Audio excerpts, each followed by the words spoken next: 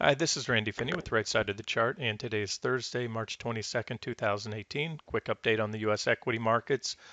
So far, that flag, the bear flag you mentioned yesterday, has played out with an impulsive move to the downside. The impulsiveness kicked off with a gap down today.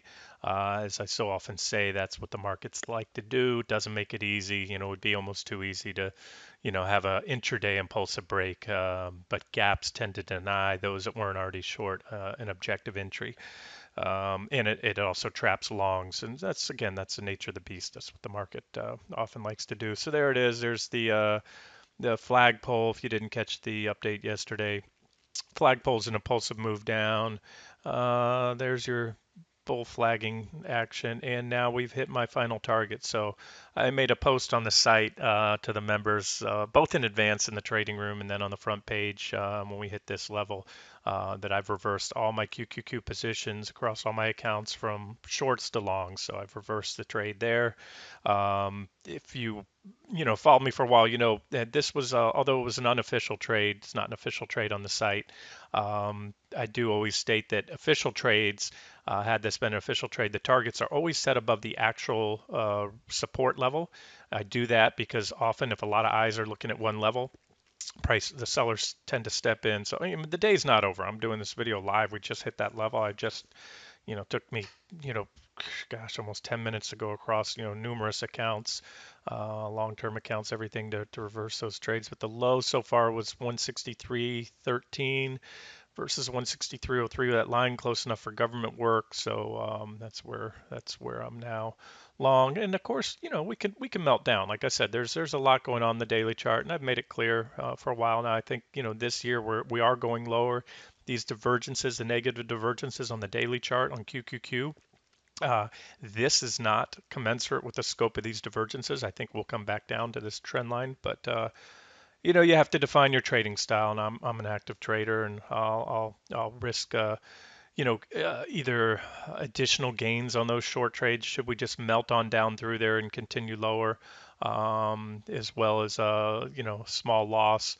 I'm willing to see these lows undercut. I'm willing today in the longs I reverse to see them take one more run down, and even dip down there briefly. That's very often you'll see that, but it's not worth it to me. I'd rather ride out another, what is this on the Qs? Let me just give you an idea here. From where we're at, well, from where we bottom there, I can't touch that line or I move it. So right about the bottom there, if they undercut it by, even 0.5% on the Qs, that's fine with me. I think we'll close back above there today. So that's it. Same, scenario I've laid out before with a preferred move. This is what I refer to again as my final near-term target. And sometimes, try to be specific with the words I use. Like I say, I do think at some point this year we're going to go under this level, but for now, I think we can get a nice bounce back. That looks like a natural target right there. We could even do more than that, easily do more than that, but that's 163.88. That was a former resistance level, now support level. So just that alone, if you're trading NQE mini, you guys, if you trade the NQs, you know how much money you can make on just one contract with a 2.25% move in the Nasdaq 100, or you can trade, the leveraged ETFs like TQQQ, QLD, which is two times, or just the Qs itself. I always say this too. If you have a margin account, you can buy enough Qs to do a lot of damage if you're wrong, or make a lot of profits if you're right. But where the leverage ETFs come in nice is in an IRA where they don't allow the use of leverage or shorting.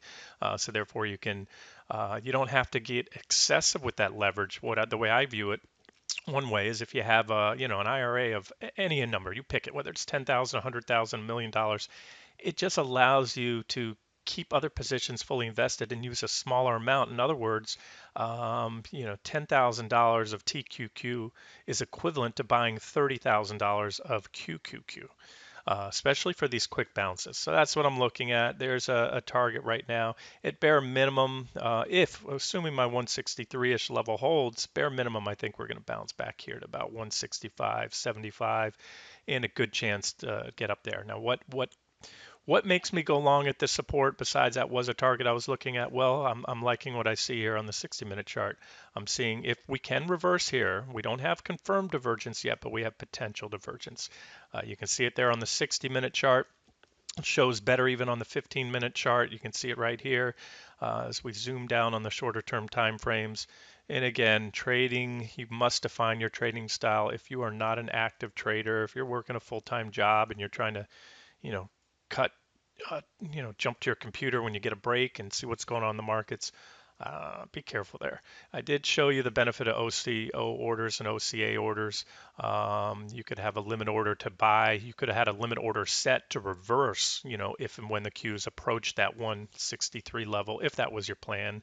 And again, and the important thing, if you do that and you're not in front of your computer, you need to use those OCO orders I talked about, where therefore if the Qs just melt down, there was a lot of hot air in this market and that blow off top that we had in January. And I have seen times where levels that should normally hold, where the buyers should normally step in, like right now, if this market still, has a good deal of willing buyers in it, we'll probably reverse here. If we don't, that tells you something. Tells you a little bit more about the character of this market. But that's my story right now, my plan, my actual, positioning. And if that changes, I'll let you guys know. We'll look at SPY real quick, and then we'll wrap it up. There's SPY. There's that same target. My what I call my final near-term target, 264.88. Again, close enough for government work, but I will look, if you have two indices, and you guys know I like to watch mainly the SPY and QQQ. I could care less about the Dow. SPY and QQQ are the two that I keep on. And so if I'm looking to buy a pullback to support, I will step in when the first of the two hit.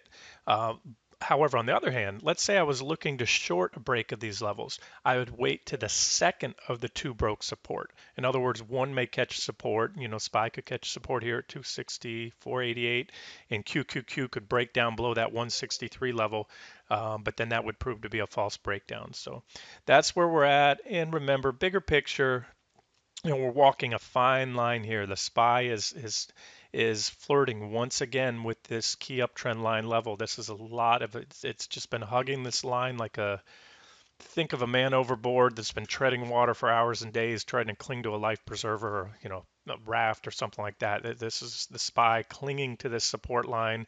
This is only an intra-week break. Today's Thursday, so we have up until the close tomorrow to see it get above here. And if we close, I'll just say this. Let's just say we close this candle like this, a little bit above there, but yet QQQ is still above its trend line. To me, that is not a sell signal on the broad markets. It is one of the major indices breaking down, and it's certainly a red flag. But you still have QQQ above trend line support. Hence the reason I'm looking for to gain a little bounce here. Um, and we'll see where it goes. I'll just have to update it, whether, this will be a day trade, whether I'll let this trade ride until tomorrow. If it start to pan out and rally, I'll probably give it maybe take it home tonight. But that's where we're at. And again, if we break down, that's plan A. You have to have plan B, plan C, and everything else. So like I said, I'm being a little flexible now. I'm watching a lot of different things other than just these simple charts here on the markets. And if anything changes, I'll let you guys know. We'll wrap it up here and get back to the trading room. I know I have quite a few questions there, so I'll try to answer those as soon as I can. It's been a busy day, guys. This has been Randy Finney with the right side of the chart. And if you like the video, please give it a thumbs up on YouTube. Have a great day and good luck with your trades.